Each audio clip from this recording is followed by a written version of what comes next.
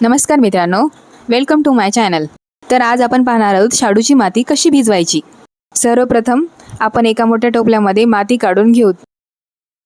त्यानंतर आपण थोडं पाण्याचा वापर करून पीठ जसं मळतो त्या प्रकारे माती मळून घेऊ।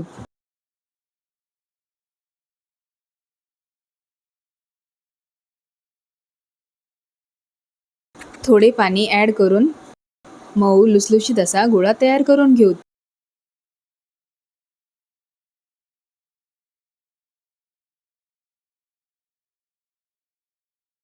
टोपल्यातील सगळी राहिलेली माती एकत्र करून गोलाकार असा गोळा मळून ठेवू। माती भिजवल्यानंतर काय होते, हात खूप चिकट होतात आणि ती नंतर निघत नाहीत। त्यासाठी काय करायचे, मातीच्या पावडरमध्ये हात घालायचा आणि दुसऱ्या हाताने चोळून चिकटलेली माती लगेच काढून घेऊ शकतो।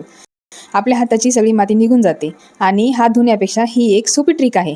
मूर्ती बनवताना हात चिकट झाले तर हाताची माती काढू शकतो।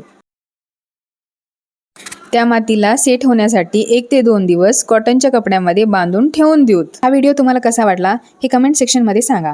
व्हिडिओ आवडला असेल तर लाईक करा आणि नवनवीन व्हिडिओ पाहण्यासाठी चॅनलला सबस्क्राईब करा।